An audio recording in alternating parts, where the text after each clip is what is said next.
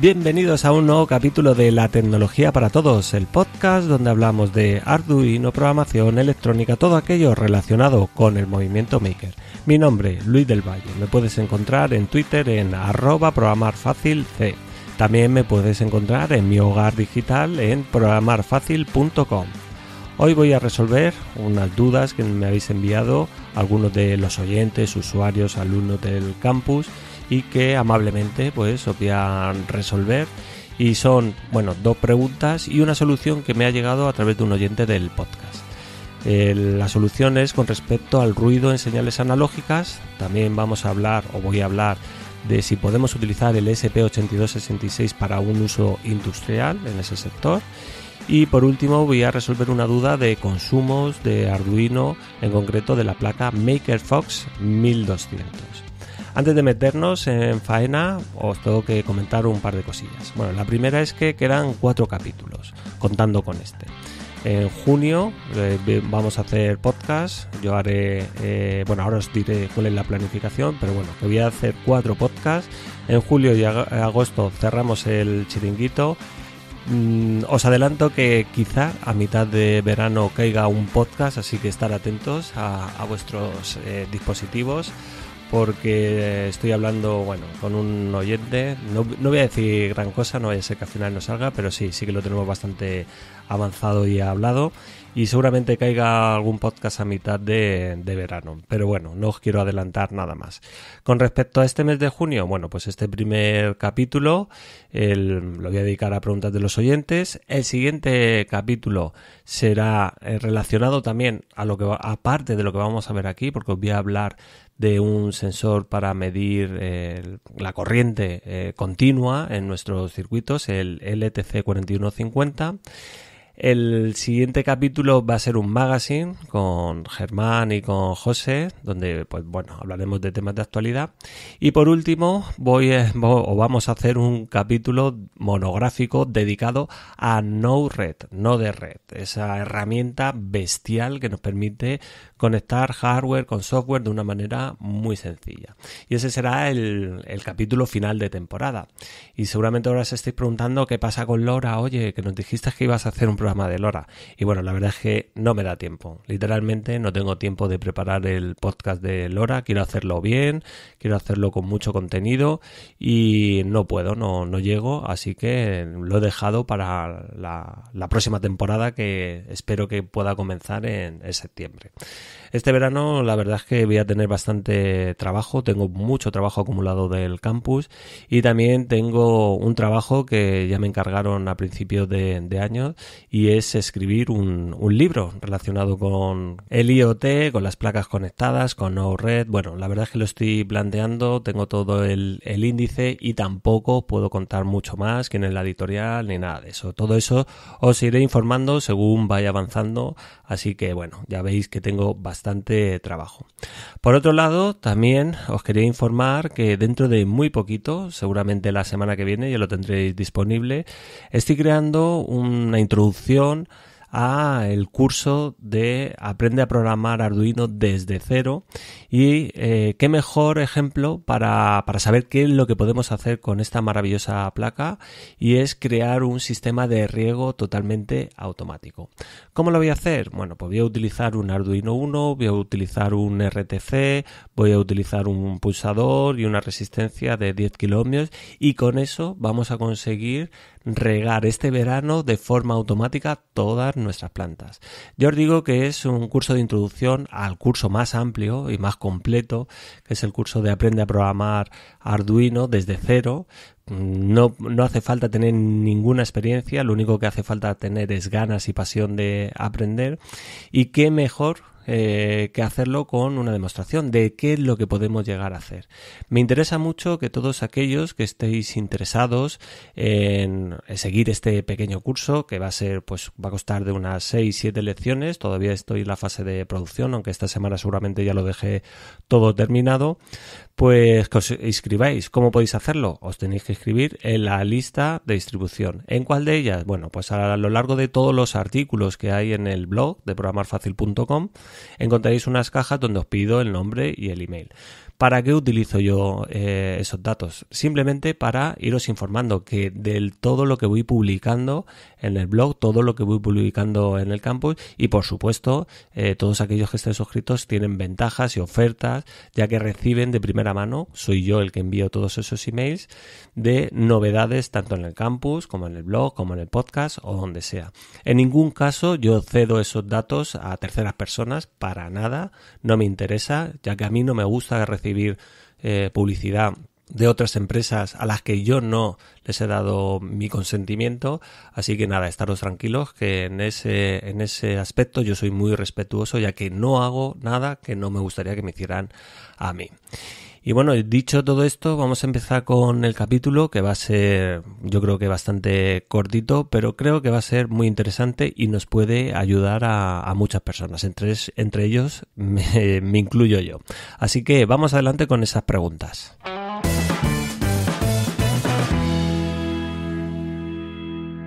Bien, vamos a empezar con esta, que no es una pregunta, sino que es una solución que nos aporta Leamsi en iVoox, en un capítulo de iVoox de hace ya tiempo, es el capítulo 89 y vamos por el 144, donde, si recordáis, la semana pasada estuve hablando de un problema que tenía un usuario, un oyente, y me comentaba el tema del ruido en señales analógicas, que quería poner un cable y bueno, yo le di ciertas soluciones.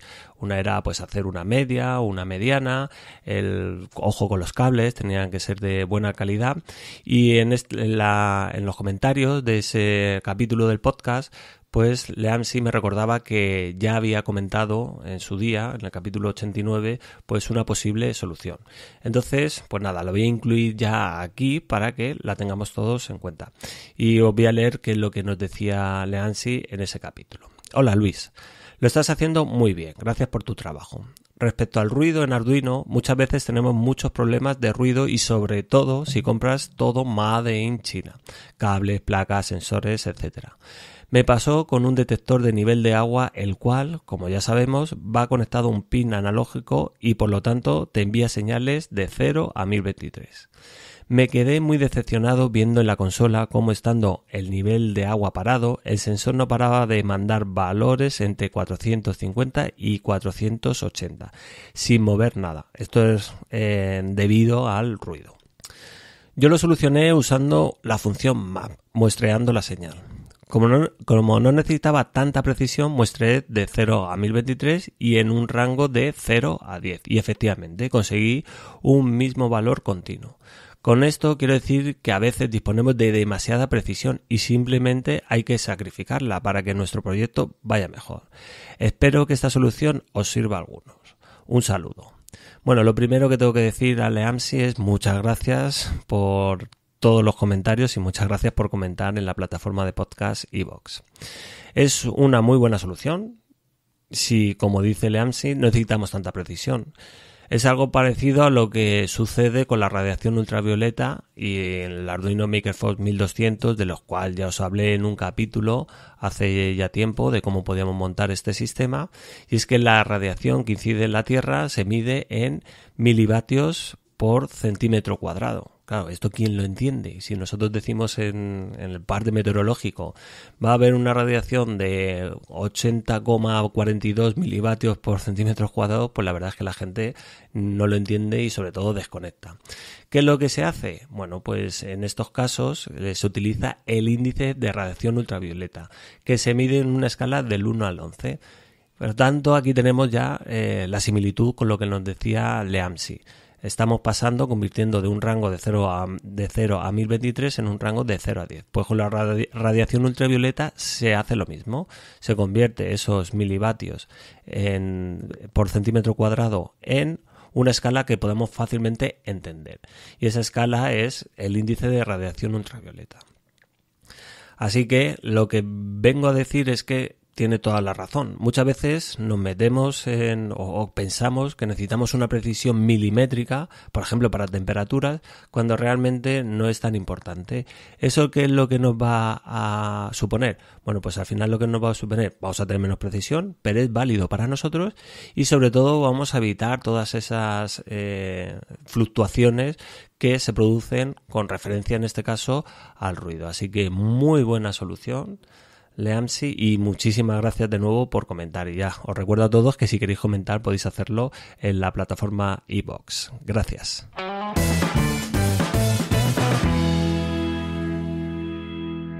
La siguiente pregunta la enviaba Daniel Rodríguez y la dejaba en un comentario de un artículo del blog. Decía lo siguiente: ¿es recomendable el uso del módulo ESP8266 para uso rudo industrial de 24 horas los 365 días del año? Lo que pasa es que necesito un monitoreo en todo momento de unas cisternas que están lejos, pero tengo una red wifi que cubre toda la planta donde trabajo y quiero monitorearlas para saber su nivel y prender o apagar las bombas y enviar los valores a una CPU que está en mi oficina, pero no sé muy bien qué módulo utilizar. Bueno, pues lo primero que tengo que decir a Daniel es que por supuesto que es recomendable. Lo primero es el coste del ESP8266, que te permite tener 1, 2, 3 o más microcontroladores de reserva sin que esto tenga que suponer un incremento excesivo en el proyecto. Así que si falla uno, simplemente lo que tenemos que hacer es sustituirlo por otro inmediatamente, ya que tenemos ahí todos esos microcontroladores de reserva con su firmware cargados o con su programa. La electrónica la verdad es que aguanta sin ningún tipo de problema. Siempre tenemos que llevar ojo donde compramos las placas y componentes. No es lo mismo una placa comprada directamente a un fabricante desconocido que comprar a Adafruit o Sparkfun, por ejemplo. Mi consejo es que si se va a utilizar de forma intensiva y en casos como este, en el sector industrial, se compre una placa de calidad. La única manera de comprar así es teniendo confianza en dónde vamos a comprar, en la tienda donde compramos. Una de mis favoritas y que la recomiendo a todo el mundo es Bricogeek, no cabe duda. Es el distribuidor oficial en España de Sparkfun, de Adafruit, de DF Robot, de Pololu y de Arduino, entre otras. Oscar además da un soporte excepcional y la calidad del material no se puede comparar con otros portales chinos. Lo único que debemos tener en cuenta en estos casos es proteger muy bien la placa ante las inclemencias del tiempo. O sea, si va a estar fuera o va a estar en un sitio donde hace mucho calor, pues debemos de protegerla lo mayor posible y también depende el sector en el que estemos moviéndonos, pues de, por ejemplo, del polvo que se puede generar en la propia máquina. Y claro, ¿cómo podemos hacer todo esto? Bueno, pues lo ideal en estos casos es trabajar con una impresora 3D, nos hacemos unas carcasas y con un material resistente y con eso ya lo estaríamos protegiendo. También mucho ojo a la hora de cerrar el circuito o la placa electrónica o lo que sea que contiene la electrónica, porque si no le dejamos ventilación, pues se puede generar ahí también mucho calor y eso nos puede acarrear más de un problema. También tengo que decir que en estos casos, cuando estamos trabajando en el sector industrial, pues bueno, mucha gente, hay muchos detractores que piensan que no se puede llegar a utilizar este tipo de tecnologías pues en este sector. Sin embargo, pues bueno, siempre tienen su hueco, siempre tienen su cabida. No se va a utilizar para todo, pero sí que lo podemos utilizar en muchos casos y además, como todos ya sabemos, pues a un coste bastante reducido. Pero bueno, tampoco me quiero meter mucho con este tema, que luego sé que, bueno, que al final se levantan ampollas. Así que nada, espero que haya quedado claro mi visión y adelante con el proyecto, David, y espero que me mantengas informado. Gracias. ¡Ay!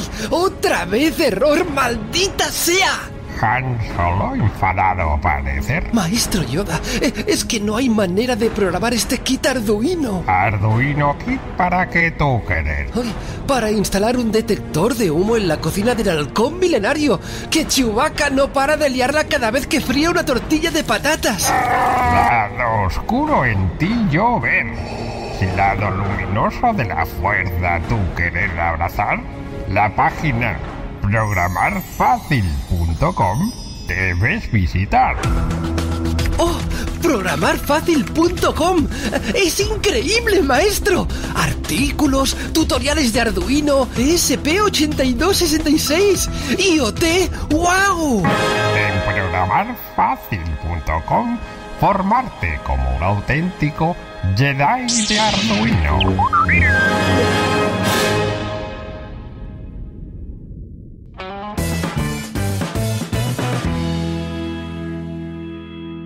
Y ahora vamos con la última pregunta, que va a ser un poco más larga, donde Alex Martín me enviaba el siguiente email.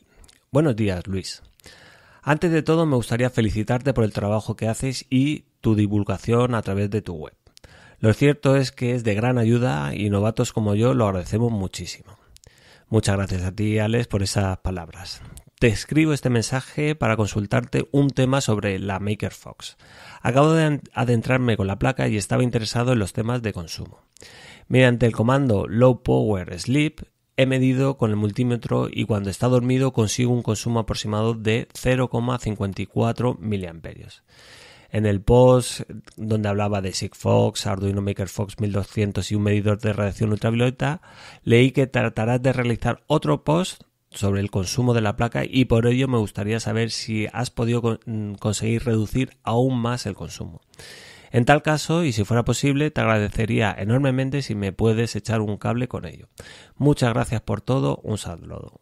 De nuevo, muchas gracias, Alex, por enviar el email y por tus palabras. El tema del consumo de las placas es algo bastante complejo y complicado, sobre todo porque no hay ninguna fórmula concreta que nos diga cuánto consume un Arduino o un ESP8266. Eso no existe. A partir de ahora lo que voy a exponer es una solución teórica, pero quiero dejar claro que muchas veces esta solución teórica está muy lejos de la realidad. Lo primero que tenemos que hacer es buscar la famosa hoja de características técnicas o datasheet del microcontrolador que utiliza el Arduino MakerFox 1200. En este caso es el famoso SAMD21 del cual ya hemos hablado en más de una ocasión y que no solo lo utiliza esta placa, también lo utiliza toda la gama Maker de Arduino y el Arduino Zero. Existen dos versiones del datasheet. Cuando nosotros vamos a buscar por Google, vas a poner ATESAN o SAMD21 datasheet o hoja de características técnicas, os recomiendo siempre buscar en inglés, nos van a aparecer dos versiones, una que es la versión reducida y otra la versión ampliada. Yo recomiendo elegir siempre la que mayor información nos proporciona.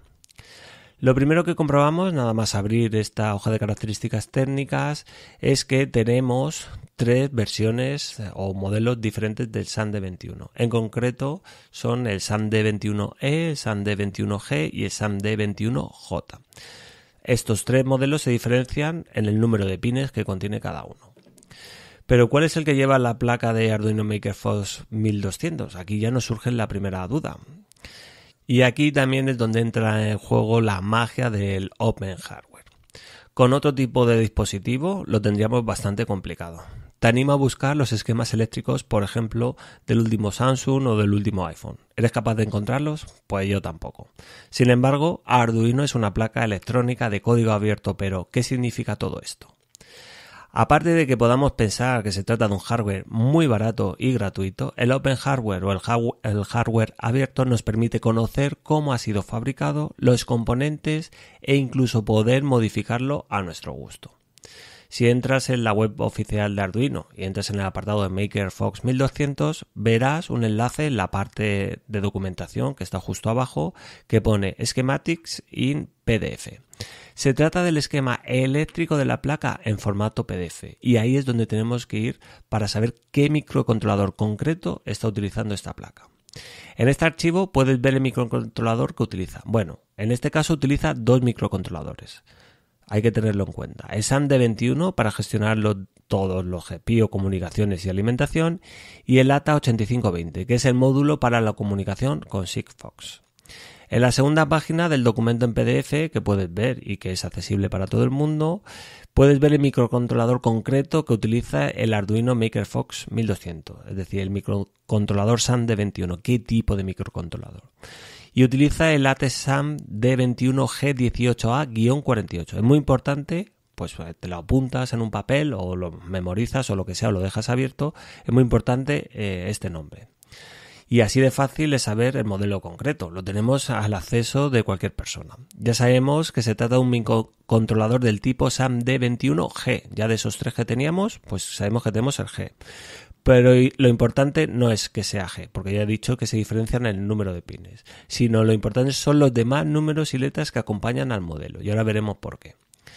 En concreto nos vamos a fijar en la letra A. Justo antes del guión, es G18A-48, bueno, pues ahí tiene una A. Si miras en la página 15 de la versión extendida de la hoja de características técnicas, verás el significado de esta letra. Y es que este microcontrolador, ya sea las diferentes versiones que teníamos, que ya te he comentado, pues además tiene 3 variantes. Las 3 variantes son A, B y C. A nosotros nos interesa la variante A, ya que es lo que nos ha indicado esa letra A que hemos visto en el nombre. Bueno, ya sabemos entonces qué microcontrolador tiene, exactamente cuál es el tipo de microcontrolador y la variante. Y ahora tenemos que tener muy presente cuáles son los modos en los que puede trabajar un microcontrolador, que son 2. El modo normal, cuando está ejecutando el programa que hemos cargado, o en modo dormido o sleep, cuando queremos que ahorre energía. En el modo normal dependerá sobre todo del código que estemos ejecutando, y en el modo dormido tenemos 2 posibilidades de funcionamiento, el modo idle y el modo standby. Si queremos que nuestra batería o pila dure mucho, no queda otra. Tenemos que poner el microcontrolador el mayor tiempo posible en modo dormido. Y ahora viene la gran pregunta, ¿cuánto consume en cada modo?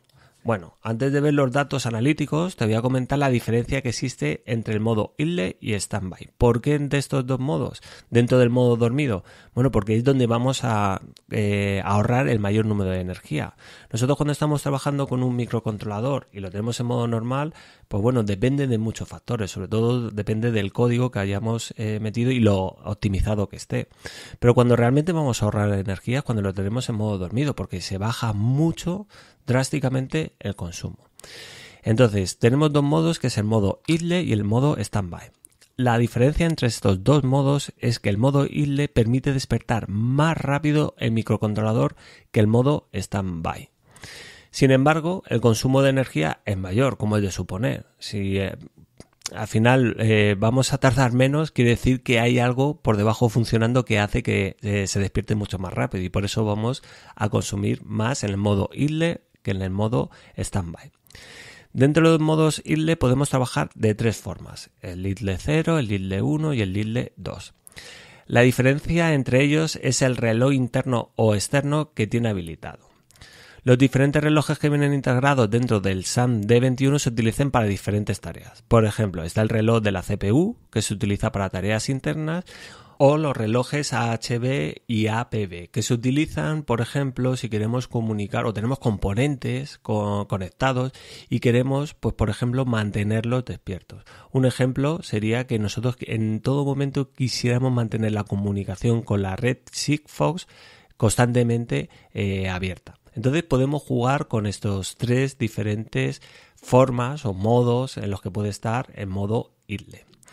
Elegir un modo u otro de poner en estado dormido el microcontrolador dependerá de los componentes que tengamos conectados a la placa. Debemos trabajar con el mínimo de relojes posibles para consumir la menor energía posible cuando esté dormido. Dicho esto, si tú vas a la página 789 de la hoja de características técnicas, a la sección que pone consumo de energía, lo pondrá en inglés, Power Consumption, ahí vamos a ver una tabla. La tabla es la 37.7, donde pone consumo de corriente, en inglés Current Consumption. Y además hay diferentes tablas, y aquí es donde entra en juego todo lo que hemos averiguado del tipo de microcontrolador que teníamos. Y es que es para dispositivos de variante A, variante B o variante C. El nuestro es variante A. Esta tabla viene a decirnos el consumo de corriente del dispositivo para una determinada variante, en este caso la variante A, que es el nuestro. La primera parte nos indica el consumo de energía en diferentes situaciones en modo normal. Pues por ejemplo, lo que hacen es cargan un código a la placa donde es un bucle while infinito. Ponen un 1 entre los paréntesis y lo empiezan a ejecutar. Y esto pues calculan o comprueban cuánto está consumiendo. Además podemos ver cuánto consume dependiendo de la temperatura. Se le ponen en while y ponen a 25 grados Celsius, a 85 grados Celsius. Y así con diferentes situaciones. Ahí, por ejemplo, ejecutando dentro de la CPU un algoritmo de Fibonacci y hay otras situaciones. Se trata de una buena aproximación para diferentes casos.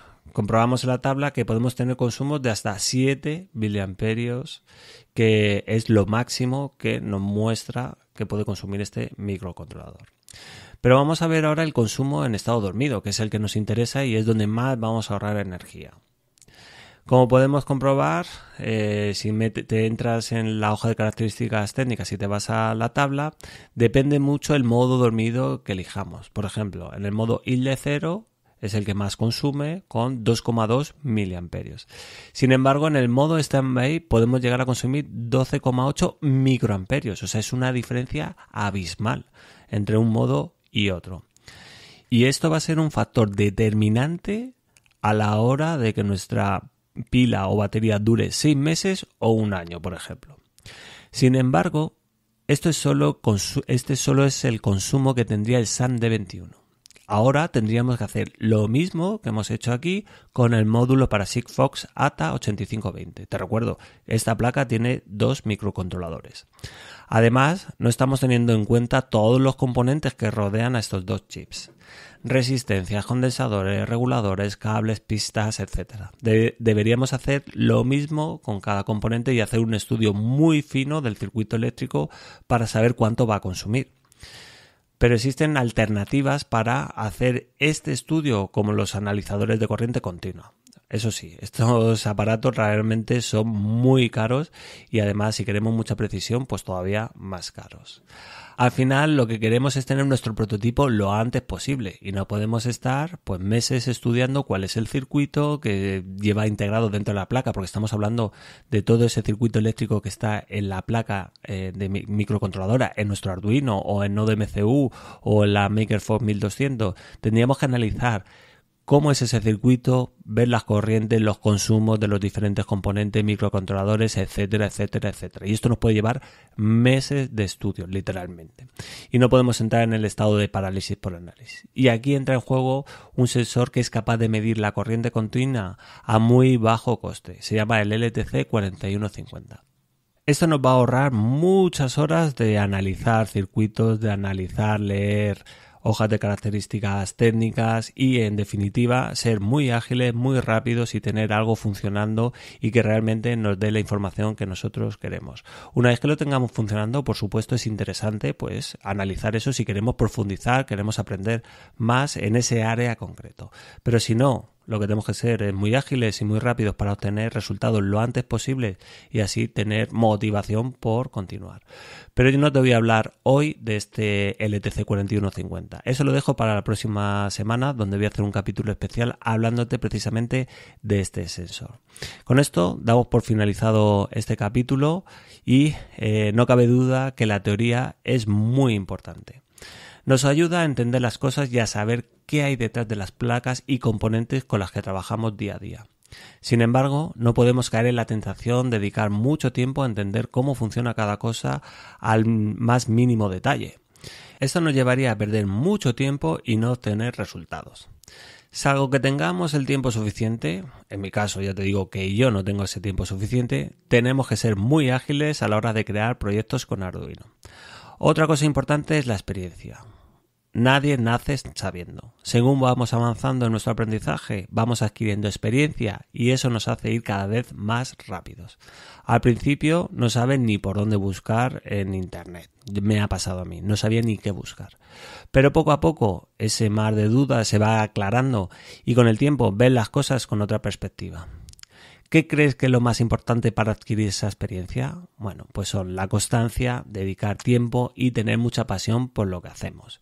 De otra manera, jamás adquiriremos esa experiencia y entraremos pues en una rueda que lo único que nos va a hacer es la frustración, como vimos en el capítulo pasado, de no conseguir esos resultados, no alcanzar nuestros objetivos y al final lo que vamos a terminar es abandonando. Hay que tomarse las cosas con mucha tranquilidad y ser muy conscientes de lo que tenemos entre manos. Ya os he comentado en algún capítulo que en esto de la tecnología pues vivimos en un mundo de incertidumbre. Siempre salen placas nuevas, siempre salen nuevos microcontroladores, nuevas librerías, nuevos lenguajes de programación y no podemos vivir con esa angustia. Tenemos que aprender a que esa incertidumbre está ahí y no tenemos por qué saber de todo. Eso sí, al final lo que tenemos que centrarnos es en dar esos pequeñitos pasos para conseguir esos objetivos que nos hemos planteado muy rápido. Eso lo que nos va a hacer es pues retroalimentarnos y darnos esa confianza para continuar con nuestros proyectos. Sé que a lo mejor soy muy pesado, haciendo mucho hincapié en precisamente en todo esto, en que tenemos que ser muy ágiles, que tenemos que obtener resultados, conseguir esos objetivos, pero es que es la única manera de que realmente entendáis que podemos hacer esos proyectos, pero no podemos abarcar todo ese conocimiento que tenemos detrás de crear proyectos con Arduino, donde se involucra tanto la electrónica como la programación, que son dos áreas por sí solas ya bastante complejas. Entonces vamos a ser conscientes de todo ello y vamos a tirar para adelante, y si hoy he aprendido un poquito pero me funcionan las cosas, perfecto, mañana aprenderé otro poquito y así iré adquiriendo toda esa experiencia. Y bueno, después de todo esto, y ahora ya sí que me despido. Muchas gracias por estar ahí al otro lado, por escucharme. Cada día somos más, cada día más gente ahí en iVoox y en iTunes, en la aplicación podcast de Apple, compartiendo, valorando y comentando. Así que muchas gracias a todos. Nos escuchamos la próxima semana. No faltéis a la cita y ser felices.